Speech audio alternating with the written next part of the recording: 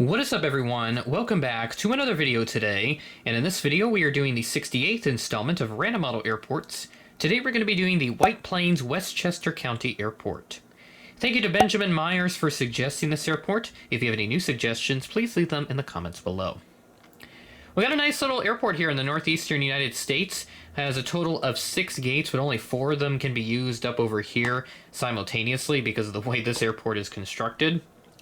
So the current terminal here, this was built back in 1995, and obviously with the size, as I mentioned, they can only handle a handful of aircraft at a time. And obviously White Plains, they get so much traffic, and you can see right off over there, bunch of private jets, and they actually get way more than that, by the way. That's just a fraction of what their regular private jet schedule's like. So you'd see that apron filled up way more than that. But rewinding back a little bit in the history, this airport opened in 1942 amidst the ongoing Second World War. The first airline flight came here in the late 40s with American Airlines. They flew to LaGuardia and then on to like Syracuse, which is pretty cool. First jets came here in 1965, and it was Mohawk Airlines with the BAC 111. Aforementioned terminal opened in 95, and they did try expanding it within the last decade or so to try and increase capacity, but I don't think it's done too much because, you know, you cut like Breeze that's tried to expand out of here quite a bit in recent years. And they do have a couple new services as well, which we'll take a look at here right now. Daytona Beach will begin on November 14th, and by the time you'll see this video come out, a few of these services will have started, so I'll note those here as we go forward. Sarasota began on Halloween on October 31st. JetBlue began service to San Juan on October 27th. And then JSX will begin service to Naples and West Palm Beach on November 21st and November 15th, respectively. So without further ado, let's go ahead and get started with the update. We'll start off here at gate number 1, work our way around the passenger terminal, and then we'll check out all of the private jet services. Starting off at gate 1, we have this JetBlue Airbus A320 with a new livery. First time using the fence tip new livery in an airport update. I got this model a few weeks ago, and it's a wonderful offering from Phoenix, so I highly recommend picking this up if you're looking for a JetBlue new livery. This aircraft arrived in from West Palm Beach is flight 1768 at 1 p.m. ahead of a scheduled 1:29 p.m. arrival. And then right next to that, and trying to make sure I don't bang into the taxiing aircraft that I have right behind the terminal, so little adjustment there.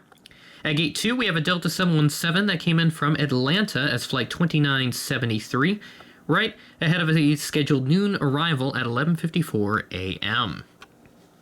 And then next to that, we have an American Eagle CRJ 700. This came in from Washington Reagan National as flight 5282, operated by PSA.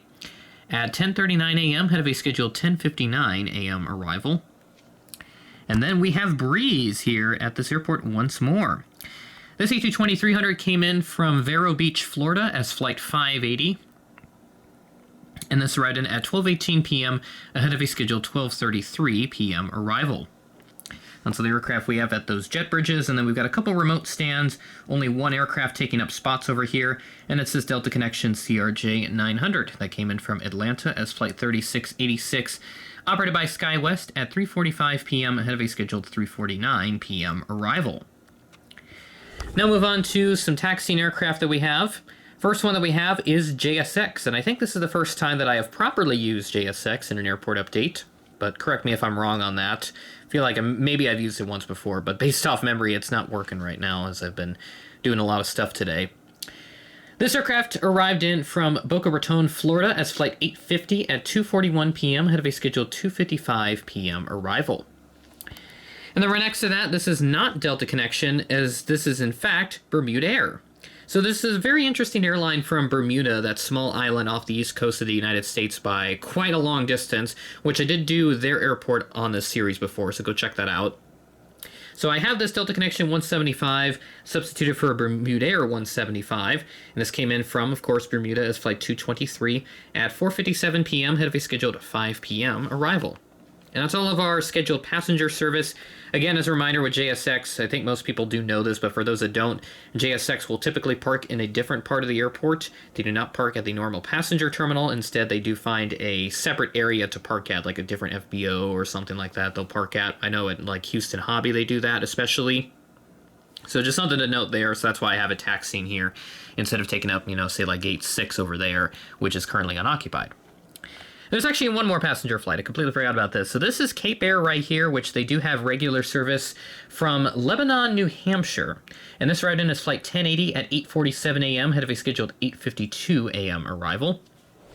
And now we move into the private jets. And we got a nice trio here of Gulfstreams. We'll start off up front here with this red wingleted G450 from FlexJet. And this arrived in from Orlando Executive as flight 460. And this arrived in at 6:22 p.m. ahead of a scheduled 6:25 p.m. arrival. And then we got a pair of G650s right next to that, the lovely Jet Set model acquisitions that I made. The first G650 on the right, this came in from Rochester, New York, and this arrived in at 3:27 p.m. on time. And then the one on the right came in from Anchorage, Alaska as flight 658 at 8:56 p.m. had delayed from a scheduled 8:55 p.m. arrival, and this is only delayed by just 1 minute. And then right next to that, we've got a little Challenger 350, and this is operated by NetJets. They do have a strong operating base out of here, so just something to keep note there. I don't have many more private jets, so that's why you only see one NetJets aircraft here. And this arrived in from Teterboro as flight 703 at 2:46 p.m. ahead of a scheduled 3 p.m. arrival. And then our last aircraft for this update, substituting today, an America West Express CRJ 200. Try to get a better angle for the plane here. This aircraft is actually an XO Challenger 850, which came in from West Palm Beach as flight 221 at 6:20 p.m., delayed from a 5:45 p.m. scheduled arrival. So this aircraft delayed by about 35 minutes.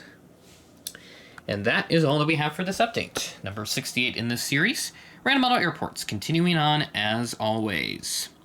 So by the time you're seeing this video, I'm actually going to be away for a little while, so fun things coming up, and I'll have a more detailed video coming out on what to expect for the channel next week. I'm thinking around Tuesday is when I'll have that out based on my current schedule. But things could change as I'm recording this well ahead of that event. So stay tuned for more details on that. Really excited to share more information with everybody on what's going to be happening, because there will be some big things coming to the channel over the next couple of months. So we'll provide some new content as we head into the dark of winter. With that being said, that is the end of the video. Thanks for watching, and I will catch you in the next video.